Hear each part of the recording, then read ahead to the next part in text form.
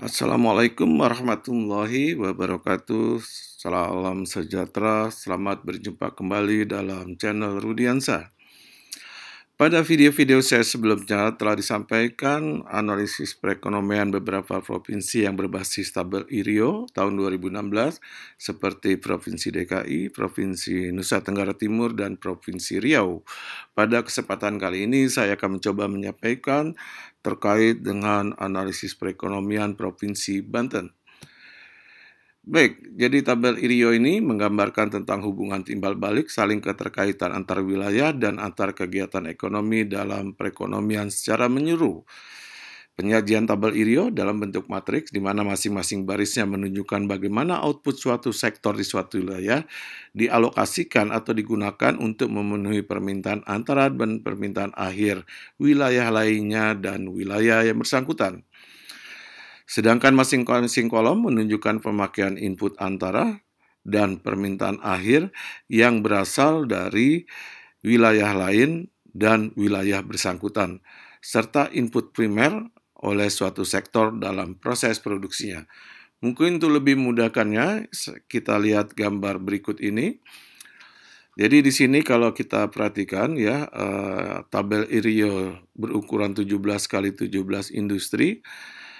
Kalau kita melihat baris yang warna orange ini artinya produk Aceh ya dari 1 sampai 17 digunakan atau dialokasikan untuk memenuhi permintaan antara Aceh sendiri yang berwarna orange, kemudian untuk memenuhi permintaan antara Sumatera Utara berwarna hijau, Papua berwarna biru, dan untuk memenuhi permintaan akhir Aceh sendiri ya, kemudian permintaan akhir Sumut dan permintaan akhir Papua. Nah, itu adalah kalau kita melihat baris dari Aceh. Sekarang bagaimana kalau kita melihat kolom dari Aceh ya?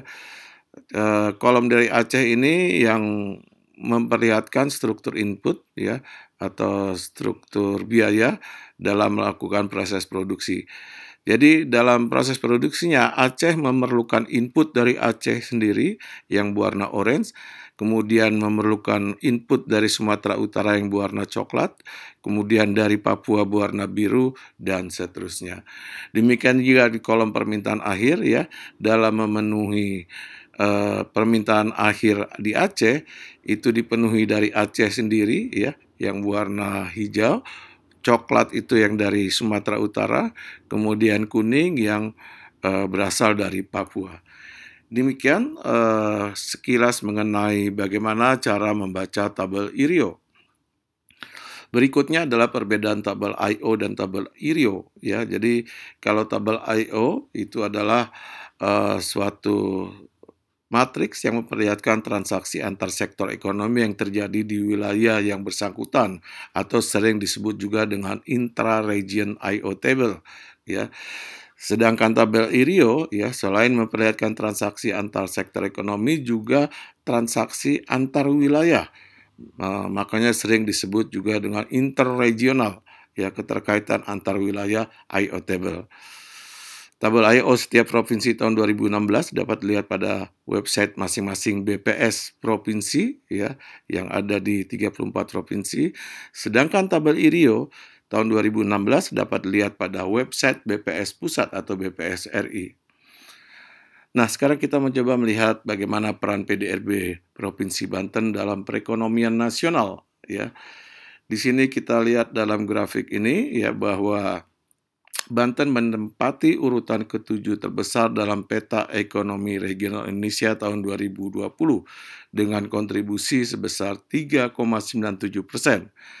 Angka ini di atas masih di bawah 6 provinsi lainnya yaitu DKI ya, kemudian Jawa Timur, Jawa Barat, kemudian Jawa Tengah, kemudian Sumatera Utara dan Riau ya.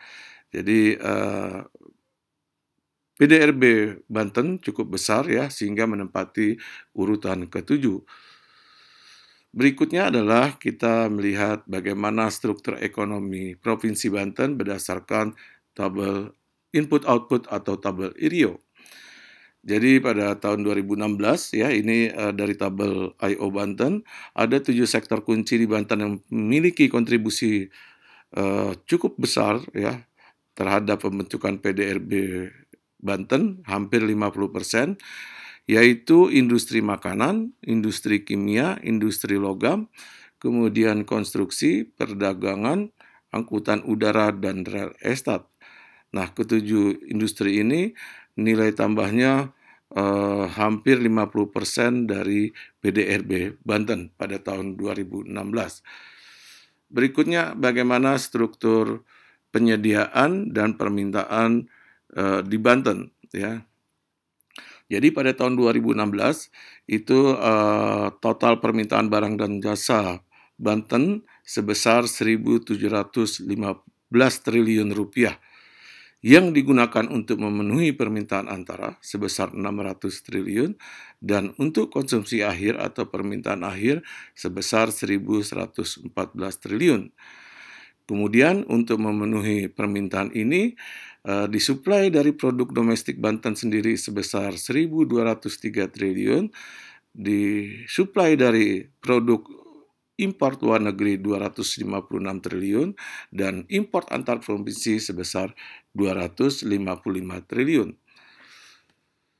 Nah, kalau kita lihat secara grafik ya, totalnya dari struktur permintaan 1.714 triliun ya, di mana permintaan antara 600 triliun, permintaan akhir 114 triliun ya.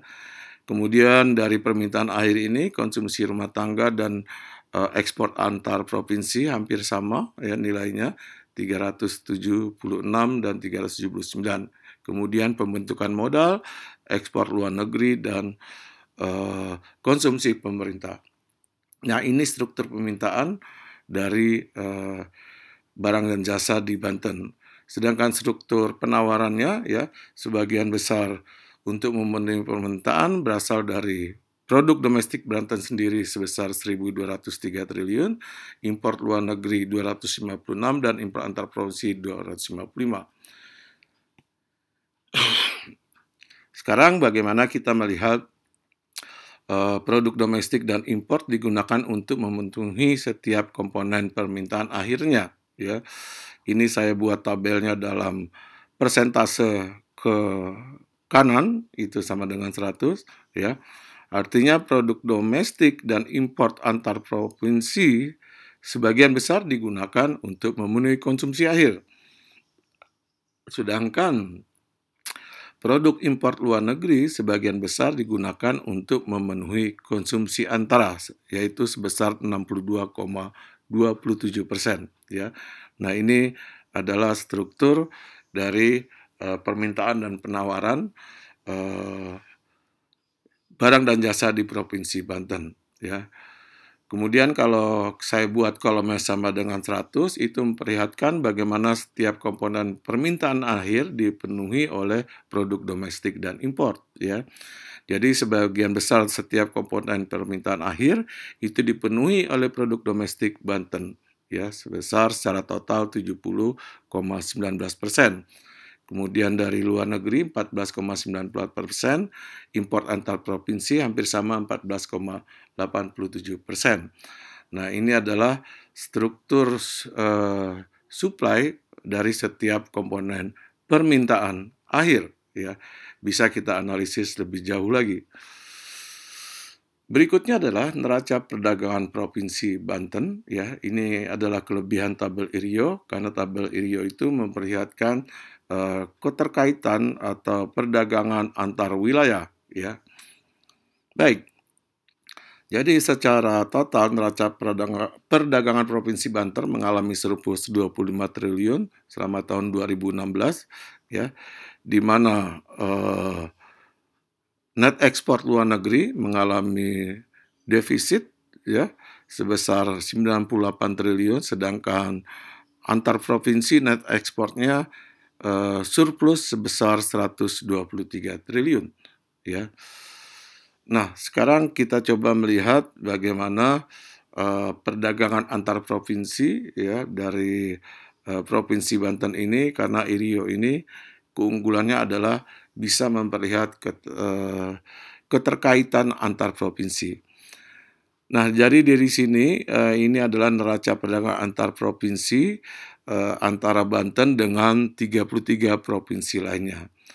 Jadi secara total tadi disebutkan Banten mengalami surplus sebesar 123 triliun, ya. Di mana dari 123 triliun ini ada beberapa provinsi yang neraca perdagangannya dengan Banten itu surplus, seperti Sumatera Utara itu 16 triliun surplus, dengan DKI 20 triliun surplus, dengan Jawa Barat 68 triliun surplus. Namun ada beberapa provinsi juga yang mengalami defisit, terutama Jawa Timur, ini defisitnya cukup besar, minus 28 triliun, dan Sulawesi Selatan minus 11 triliun. Nah, ini implikasinya ke depan ya bisa sebagai bahan masukan khususnya bagi pemerintah daerah dalam merencanakan pembangunan tahun-tahun berikutnya, khususnya dalam meningkatkan atau pemulihan ekonomi. Berikutnya adalah daya penyebaran dan derajat kepekaan dari sektor-sektor di Banten, ya. Sektor-sektor yang memiliki indeks daya penyebaran dan indeks derajat kepekaan lebih besar dari 1 itu disebut sektor unggulan. Sekarang kita lihat bagaimana sektor-sektor unggulan di Banten. Ternyata ada 13 sektor unggulan di Banten yang memiliki indeks daya penyebaran dan indeks derajat kepekaan di atas 1. Pertama adalah industri makanan minuman, kedua industri tekstil, ketiga industri kertas, ya, keempat industri karet, kelima industri barang galian bukan logam, keenam tenaga listrik, ketujuh konstruksi, ke-8 angkutan darat, ke-9 angkutan udara, ke-10 pergudangan dan jasa penunjang angkutan, berikutnya jasa informasi dan komunikasi, dan jasa perusahaan, kemudian sektor pemerintahan. Nah, ini adalah sektor-sektor yang patut dikembangkan jika ingin mendapatkan multiplier effect yang cukup besar dalam rangka meningkatkan ekonomi atau penciptaan nilai tambah. Demikian beberapa informasi terkait dengan analisis perekonomian Provinsi Banten berbasis tabel IRIO. Lebih dan kurang mohon maaf. Assalamualaikum warahmatullahi wabarakatuh. Sampai jumpa kembali.